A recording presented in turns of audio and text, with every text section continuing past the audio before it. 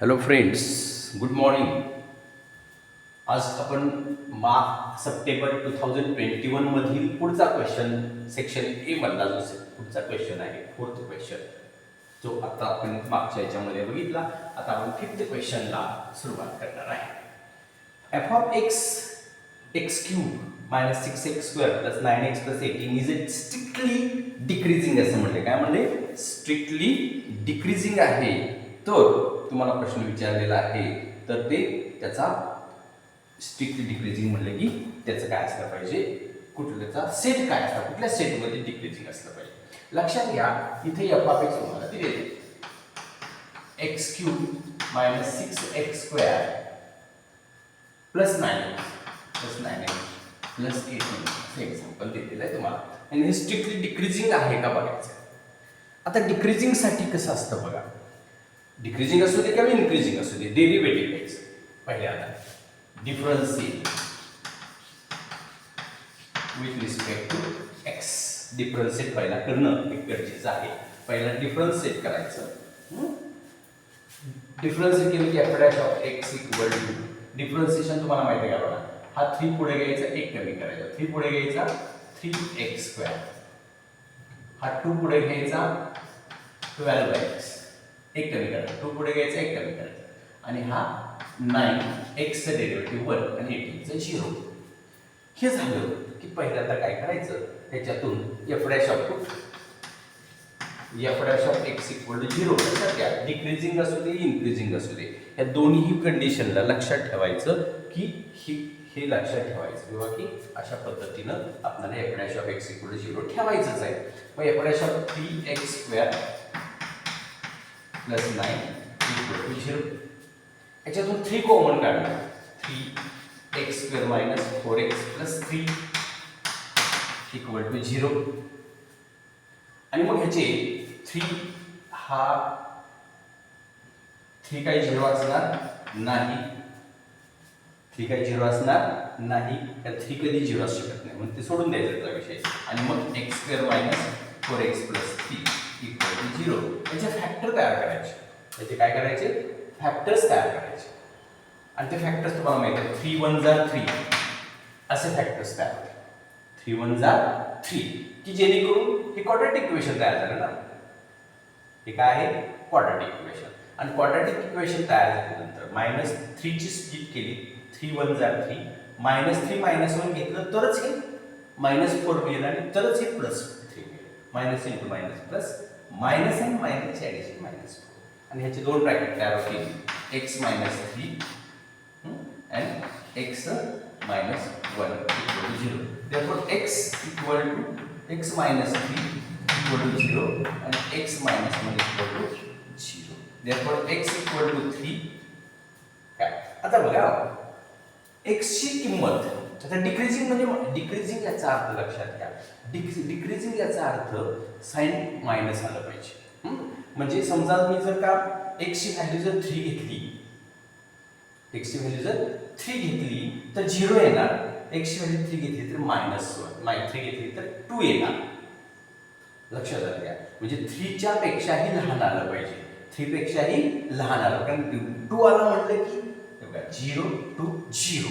Okay, समजा 4 घेतलं मी, बघा 4 घेतलं तर 1 आला, 4 घेतलं तर 3 आला, पॉझिटिव्ह झाला. म्हणजे 3 पेक्षा लहान पाहिजे, x ची व्हॅल्यू 3 पेक्षा लहान पाहिजे आणि 1 पेक्षा मोठी पाहिजे, 1 पेक्षा मोठी पाहिजे. म्हणजे कशी बघा, 1 पेक्षा मोठी म्हणजे 2 घेतली, 2 मायनस 3 मायनस 1 आणि 2 मायनस 1, 1 मध्ये मायनसच व्हॅल्यू आहे. म्हणजे डिक्रीजिंग होण्यासाठी, डिक्रीजिंग म्हणजे लेस दॅन, डिक्रीजिंग याचा अर्थ व्हॅल्यू त्याची 0 पेक्षा लहान यायला पाहिजे. त्यासाठी x ची व्हॅल्यू लेस दॅन 3 असली पाहिजे आणि x ची व्हॅल्यू लेस दॅन कशी असली पाहिजे, ग्रेटर दॅन 1 असली पाहिजे. याचा अर्थ त्याचा सेट जो आहे तो 1 to 3 मध्ये व्हॅल्यू असली पाहिजे, 1 पेक्षा मोठी 3 पेक्षा लहान. अशा प्रकारे हे तुम्हाला डिक्रीजिंग फंक्शन फक्त इथं फाइंड आउट करून, इथं आयडिया डोळ्याने फक्त तिथं ऑब्झर्वेशन करून हे आन्सर काढायचं, की जेणेकरून त्याचं आन्सर, प्रत्येकाचं आन्सर कसं असायला पाहिजे, अशा व्हॅल्यू ठेवायच्या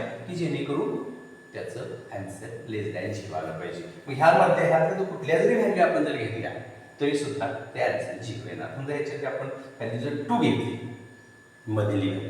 तर 2 - 1 2 - 1 2 - 3 - 1 2 - 3 - 1 आणि 2 - 1 1 हे आन्सर -1 असं चेक करून बघायचं आणि ते आन्सर तुम्हाला फाइंड करता येईल. मग त्याचा आन्सर येणार आहे 1 3 असा तुमचा हा क्वेश्चन आहे. आता पुढे जाऊया आपण. हा क्वेश्चन तुम्हाला दिलेला आहे बघा. Integration cos of 2x minus 1 divided by cos of 2x plus 1 dx. पण तुम्हाला माहिती आहे 1 minus cos x equal to 2 sin square x by 2 and 1 plus cos x equal to 2 cos square x by 2. Half angle formula तुम्हाला माहिती आहे काय? Half angle. तर मला कुणाची व्हॅल्यू पाहिजे आहे 2x ची. म्हणून मी इथं बघा 2x इथं 2x केलं तर इथं सुद्धा 2x इथं सुद्धा 2x आणि मग 2 ला 2 कॅन्सल झाला तर फॉर्म्युले कसे तयार झाले बघा. 2 ला 2 कॅन्सल झाले की मग फॉर्म्युला तयार झाला sin square x आणि फॉर्म्युला तयार झाला cos square x. म्हणजे असा फॉर्म्युला तयार झाला लक्षात घ्या. म्हणजे 1 minus cos 2x equal to 2 sin square x 1 plus cos 2x is 2 cos square x असं तयार झालं. आता हे तयार झाल्यानंतर मित्रांनो हे तयार झाल्यानंतर मी काय करतो बघा. पण मला इथं काय पाहिजे 1 minus cos 2x तर इथं cos 2x minus 1 आहे. मला काय पाहिजे 1 minus cos 2x पाहिजे. पण इथं कसं आहे म्हणून मी काय करणार साइन मायनस साइन बाहेर काढणार आणि त्याची जागा बदलून घेणार. कसं बघा ह्याची जागा बदलून घेणार 1 minus cos 2x. कशामुळे झालं हे? हा मायनस कॉमन काढल्यामुळे त्याचा इफेक्ट मिळाला. आणि हे काय 1 प्लस चालते प्लसला मागे पुढे चालते cos 2x minus 1 dx. समजते का? म्हणजे पहिल्यांदा तुम्हाला हे त्याची फॉर्म्युले जे आहे ते फॉर्म्युले लक्षात आले पाहिजे. फॉर्म्युले लक्षात आले की मग तुम्ही त्याचं काय करू शकता कन्व्हर्शन करू शकता. ओके. तर तिकडे बघा 1 minus cos 2x चा फॉर्म्युला आता आपल्याकडे तुम्ही लिहिलेला आहे. वी नो किंवा यूज मध्ये द्यायचा. मग minus 2 sin square x divided 2 cos square x dx. 2 ला 2 कॅन्सल झाला equal to minus sin square x by cos square x means tan square x dx. हे बघा पहिले म्हणजे इथं तुम्हाला फॉर्म्युला तयार झाला पाहिजे आणि हे पाहिजे 1 minus cos 2x is 2 sin square x 1 plus cos 2x is 2 cos square x. हे कशावर तयार जरी हे माहित नसेल तर ओरिजिनल आपला हाफ अँगल फॉर्म्युला आहे त्या फॉर्म्युल्यावर आपण तयार करू शकतो. आता tan square इंटिग्रेशन आपल्याकडे नाहीये पण आयडेंटिटी आहे. ती आयडेंटिटी आपल्याला आहे की tan square x म्हणजेच 1 minus sec square x minus 1. ती आयडेंटिटी इथं पुट आउट करायची minus integration sec square x minus 1 dx. हे माहित पाहिजे आपल्याला आणि बऱ्याच एक्झाम्पल मध्ये हे यूज केलेलं आहे त्यामुळे ते कॉमन आहे लक्षात घ्या. tan स्क्वेअरचा फॉर्म्युला नाही म्हणून आपण sec square x minus 1 formula use करतो. हे आपल्याला कॉमन मध्ये आपल्याला माहित आहे लक्षात घ्या. मग आता इथं पहा मग आता याचं इंटिग्रेशन काढतो minus integration sec square x dx म्हणतो सेपरेट मायनस 1 dx म्हणतो सेपरेट आणि याचं मग आन्सर तुम्हाला मिळेल integration minus integration sec square x is tan x. sec square x काय आहे tan x आहे आणि 1 चं आहे ते x आहे प्लस c मायनस मुळे साइन चेंज करून घ्या minus tan x plus x plus c. आणि ही लक्षात घ्या हे जर तुम्हाला तोंडी जर फटाफट आन्सर्स मिळतात पण त्यासाठी प्रॅक्टिसला पाहिजे आणि म्हणून पण तरी सुद्धा तोंडी जरी आलं तरी आपण थोडंच कॅल्क्युलेशन करायचं जर हे एमसीक्यूला आलं तर आणि जर थेअरीला आलं तर मात्र सॉल्व्ह करायचं. लक्षात आलं का? थेअरीला विचारू शकतील आणि एमसीक्यूला विचारू शकतील. ओके. तर हे अशा प्रकारे हे इंटिग्रेशनचं हे एक्झाम्पल या प्रकारे डिपेंड. आता इथं म्हटलंय बघा order and degree differential equation मधलं पुढचा जो चॅप्टर आहे डेफिनेट ऍप्लिकेशन ऑफ इंटिग्रेशन नंतरचा फॉर्म्युला येतो चॅप्टर येतो. तर डिफरन्स ऑर्डर अँड डिग्री आता एक्झाम्पल असं आहे बघा d2y by dx square dx d2y by dx square plus dy by dx plus x root 1 plus under root असं एक्झाम्पल आहे आणि त्याचं तुम्हाला काय करायचं आहे, डिग्री अँड ऑर्डर. पण ही रूट नाही चालत आपल्याला, रूट चालत नाही म्हणून मी काय करणार, स्क्वेअरिंग ऑन बोथ साइड करणार. बघा हे एक्झाम्पलचं आन्सर किती एक्झाम्पल आहे बघा, 7th एक्झाम्पलचं squaring on both the side. मी म्हटलं याचं स्क्वेअरिंग केलं तर हे टोटलचं स्क्वेअरिंग होणार, d2y by dx square plus dy by dx plus x bracket square, आणि याचं स्क्वेअर जेव्हा मी करेन तेव्हा त्याचा रूट निघून जाईल आणि राहील काय फक्त 1 plus d3y bye dx cube. एवढं असं एक्सप्रेशन आहे. याचं एक्सपान्शन करायचं नाही आपल्याला, त्याचं एक्सपान्शन करत राहण्याची काही गरजच नाही आपल्याला, कारण a plus B plus C cube bracket स्क्वेअरचं एक्सपान्शन होतं A square plus B square plus C square plus twice A B plus twice B C plus twice C C. पण काही गरज नाही मला करायचं नाही. आता इथं बघायचं हायर याच्यामध्ये काय काही जरी केलं तुम्ही, एक्सपान्शन जरी केला तर हायर ऑर्डर ही असते ती ऑर्डर असते आणि त्याची डिग्री बघायची असते. म्हणजे हायर ऑर्डर डोक्यावर, ऑर्डर म्हणजे तिला डीच्या डोक्यावर, लक्षात घ्या डीच्या डोक्यावर असं त्याला ऑर्डर म्हणायचं, जो जास्त आहे त्याला ऑर्डर म्हणायचं. आता इथं डीच्या डोक्यावर 2 आहे, इथं डीच्या डोक्यावर 1 आहे आणि इथं डीच्या डोक्यावर 3 आहे, म्हणजे ऑर्डर ऑटोमॅटिकली 3 आहे. आणि याचा घातांक म्हणजे याचा डिग्री किती आहे, काहीच नाही म्हणजे 1 असतो म्हणून डिग्री 1. लक्षात घ्या हायर ऑर्डर जिथं असेल म्हणजे डीच्या डोक्यावर, ऑर्डरचा अर्थ काय, डीच्या डोक्यावर जास्त मोठा नंबर दिसतो तो ऑर्डर आहे. डीच्या डोक्यावर जो नंबर दिसतो त्याला ऑर्डर म्हणायचं, ती ऑर्डर आणि डिग्री तुमचा 1. समजलं का? बघा काही अवघड नाही, फक्त एकदाची थोडंसं ते रूट काढून टाकायचं आणि त्यासाठी तुम्ही 2 मार्क्स मिळतात. किती मार्क्स मिळतात? ऑर्डर आणि डिग्रीला 2 मार्क्स. अतिशय सोपा क्वेश्चन. ओके, तर आपण 8th क्वेश्चन काय, मीन दिलेला आहे, मीन equal to 5 and variance equal to 2.5. variance equal to 2.5. तुम्हाला n ची व्हॅल्यू फाइंड करायची आहे. काय व्हॅल्यू फाइंड करायची? n ची व्हॅल्यू फाइंड करायची आहे.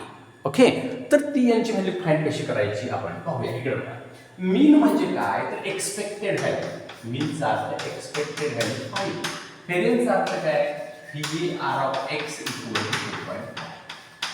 बट मीन एक्सपेक्टेड व्हॅल्यूचा फॉर्म्युला तुमच्याकडे NP इक्वल टू 5 दिला आहे आणि NPQ इक्वल टू 2.5. लक्षात घ्या, काय अवघड नाही, इथं अतिशय सोपं आहे बघा. तर NP एक्सपेक्टेड व्हॅल्यू म्हणजे तुम्हाला माहित पाहिजे, एक्सपेक्टेड व्हॅल्यू मीन्स NP हा फॉर्म्युला आहे त्याचा, आणि व्हेरियन्स म्हणजे NPQ हा फॉर्म्युला तुम्हाला माहित पाहिजे. आता NP ची व्हॅल्यू इथं आपण ठेवूया, NP च्या ठिकाणी पुट आउट करू. इथं जर 5 पुट आउट केलो, NP ची व्हॅल्यू 5 आहे, NP ची व्हॅल्यू इथे पुट आउट केली तर तुम्हाला 2.5 मिळेल. Q equal to 2.5 divided by 5 केलो तर मला मिळेल Q इक्वल टू 5 5 जार 25 0.5, 5 5 जार 25 0.5. मग Q जर मिळाला तुम्हाला P पाहिजे, त्याशिवाय तुम्हाला NP मिळणार नाही. But P equal to 1 minus Q हा फॉर्म्युला माहिती आहे तुम्हाला, P equal to 1 minus Q, आणि Q म्हणलं तरी Q equal to 1 minus P. लक्षात घ्या, काही Q काढायला विचारलं तर 1 minus P म्हणायचं आणि P काढायला विचारलं तर 1 minus Q म्हणायचं. Q ची व्हॅल्यू इथं ठेवली तर P equal to 1 minus 0.5 means P equal to 0.5. Okay, P तुम्हाला मिळालेलं आहे. तुम्हाला n ची व्हॅल्यू पाहिजे, मग पाहिजे म्हणून इथे व्हॅल्यू ठेवायची. Therefore n into P ची व्हॅल्यू 0.5 इक्वल टू 5 दिलेलं आहे तुम्हाला. 0.5 तिकडे ट्रान्सफर करूया. n equal to 5 divided by 0.5, point काढून एक 0 द्यायचा. 50/5 means n equal to 10. n ची व्हॅल्यू तुम्हाला मिळाली, n ची व्हॅल्यू तुम्हाला मिळालेली आहे. समजते का? बघा, हा जर का पॉईंट तुमच्या लक्षात आला असेल तर आपल्याला हा जो पहिला क्वेश्चन असतो, पहिला क्वेश्चन 8 क्वेश्चनचा 16 मार्क्स अलग लक्षात MCQ म्हणून असतो, तो आपला इथं संपलेला आहे. आता आपण सेकंड क्वेश्चन 1 मार्कचा असतो, त्या क्वेश्चनला आपण सुरुवात करणार आहे. लक्षात आहे का? बघा, हा जर व्हिडिओ तुम्हाला समजला असेल तर व्हिडिओला लाईक करा, चॅनलला सबस्क्राईब करा, कॉमेंट्स करा तुम्हाला ज्या पाहिजेत त्या. आणखी काय जर त्याच्यापेक्षा जास्त पाहिजे असेल, एक्स्ट्रा एखादा क्वेश्चन पाहिजे असेल, आणि मित्रांच्यामध्ये शेअर करा. Okay, thank you.